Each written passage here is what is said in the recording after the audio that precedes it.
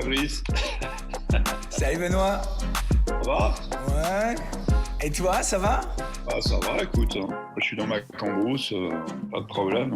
Je te dis, moi j'habite près d'Angoulême, en pleine campagne, donc ça me change pas énormément, mais je suis pas allé à Paris depuis 6 mois quand même. Vos films, en fait, sont très acerbes, sont très drôles, sont très critiques, sont très sociaux.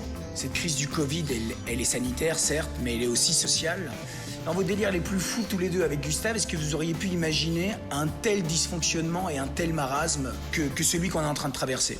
Est-ce que la société elle-même avait imaginé ce marasme? Et je te répondrai que oui, puisque quand tu regardes Effacer l'historique, donc notre dernier film sorti, tu t'aperçois que la société était prête à ça. Déjà, tout le monde était déjà dans une forme de solitude. Quand tu regardes notre film, les personnages sont toujours quasi tout seuls dans la rue, tout seuls chez eux. Le confinement, il était déjà là avant même la maladie. Et la maladie n'a fait qu'exacerber cette individualisation de la société.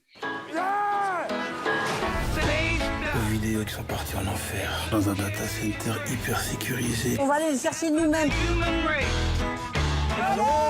On a pris le rond-point de Leader Price, on va pas se faire emmerder par deux data centers. Comment vous avez combiné ces trois histoires, parce que c'est trois destins, en fait, autour d'un rond-point. Comment ça s'est passé? Notre base, l'idée de base, c'est un film qu'on avait envie de faire depuis toujours, ça s'appelle Le Dodo, parce que vous savez que Gustave est d'origine mauricienne. L'animal emblème de l'île Maurice, c'est le dodo. Les scientifiques, en analysant l'ADN du dodo, se sont rendus compte que les cousins du dodo, c'était les pigeons actuels. Donc nous, ce qui nous faisait rire chez un dodo, c'était que ça soit un pigeon à puissance 10, quoi. C'est-à-dire un mec qui se fait pigeonner toute la journée. Vous voulez me vendre quoi, vous? Rien. Ouais, ils disent tout ça au début, puis ça finit toujours par une proposition qu'on ne peut pas refuser. Et comme nous, Gustave et moi, on avait l'impression, on a toujours d'ailleurs, de se faire entièrement pigeonner par les GAFA, on s'est dit, mais attends, on va faire le lien entre les deux. Je suis surendetté. Oh non, Bertrand. J'ai fait trop d'emprunts, regarde. J'ai toutes les cartes de crédit à la conso. Et donc c'était l'histoire de ce mec qui se révélait peu à peu d'être le pigeon du siècle, qui se faisait pigeonner par plein de gens au téléphone, partout sur Internet, etc. Ça, c'est le portable de la gosse qui a fait la vidéo, mais bon, c'est trop tard maintenant. Et surtout, j'ai écrit 42 lettres recommandées à Facebook, aucune réponse, rien, putain, mais c'est dégueulasse. En assistant au mouvement des Gilets jaunes, on s'est dit qu'on avait complètement oublié vraiment une partie importante du mouvement, qui est celui des femmes, en plus surtout des femmes monoparentales. S'il n'y a pas de pension, je sais pas comment je vais faire, j'ai pas de salaire, moi je travaille pas. J'ai pas pu du tout travailler, j'ai élevé mon fils, moi. Bah oui, non, là, moi je suis obligée de vendre plein de trucs dans la maison pour payer le crédit, je suis dans un tunnel. Non, c'est une expression. Une fois que Blanche Gardin et Corinne Maziero ont accepté de tourner dans le film, du coup on a entièrement tout réécrit et c'est devenu, je trouve, beaucoup plus intéressant que ce que le sujet était à la base, quoi. Moi, tu vois, c'est sur l'application client, à chaque fois. Eh ben, j'ai qu'une étoile, tu vois. Même si je suis gentil et tout, hein. Une étoile. Corinne Massiero, je sais qu'elle est proche de vous, enfin que vous la connaissez, que vous la fréquentez. Mais Blanche Gardin, comment vous allez chercher Blanche Gardin comment ça se passe? Parce que Blanche Gardin, c'est un monument, quoi.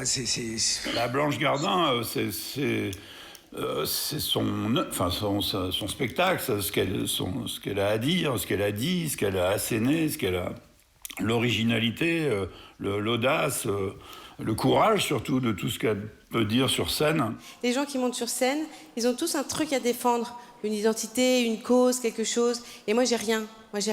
J'ai pas de spécificité. Ça nous a carrément bluffé. Je suis pas homo, je suis pas trans, je suis pas végane, je suis pas polyamoureuse, je suis pas obèse, je suis pas noire, je suis même pas juive, je suis rien. Mais après avoir vu un spectacle d'une telle qualité d'écriture, de tout, on s'est dit pourvu qu'elle accepte, parce que c'est une vraie révolution. Lorsqu'elle nous a dit qu'elle adorait ce qu'on faisait, qu'elle était partante, là, ça nous a complètement lâchés, quoi. Mot de passe. Pin, Puc, Sim, Amélie, Digiclick, Césu, Linky. Et Podalides, comment ça s'est passé, Denis Podalides? C'est vrai que nous, tous les gens un peu, on va dire, peu, pas trash, mais un peu provocateur. On a un peu travaillé avec tous, si tu veux. Et il se trouve que lui, c'est un petit peu limite Woody Allen à la française, quoi.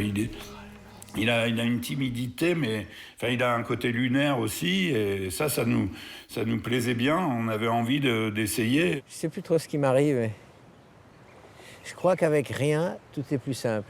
Ah oui, mon eau. Ok.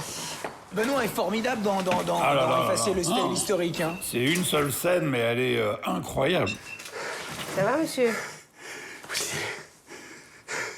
Bientôt la retraite, hein, courage. J'ai 35 ans. La scène qu'on a écrite, elle était drôle, mais lui, il l'emmène dans quelque chose de beaucoup plus dramatique. Enfin, ça fait peur. Enfin, à la fin, enfin, au début, on rigole. Oh merde. Puis après, le rire s'éraille, et puis on a peur, et on a envie de le prendre dans nos bras en disant, mais enfin, d'ailleurs comme Blanche, enfin Marie dans le film, qui ça c'était pas écrit, mais elle peut pas s'empêcher de dire pauvre pépère, quoi. Pourquoi vous avez fait ça? Je peux les appeler si vous voulez. Ils vont pas vous. Ah, je suis désolée, je sais pas quoi vous dire. Oh. Pauvre pépère, Ils vont savoir que j'ai bu du café chez vous. Benoît, une dernière question. Donc, tu t'évoquais le fait que cette crise avait quand même provoqué des dysfonctionnements dans votre manière de travailler. Est-ce que c'est résorbé? Est-ce que là, vous avez en chantier des choses? Est-ce que vous tournez cet été? Tu confirmes, vous tournez cet été? Donc on a enfin trouvé un sujet, on a enfin réussi à écrire un film entier là, ces 3 derniers mois. Dès qu'on est sûr d'avoir le minimum, on se lance. Et là, en tout cas, on est sûr d'avoir et le scénario qui tient le coup, et les acteurs qui ont dit oui, etc. Donc ça, c'est bien.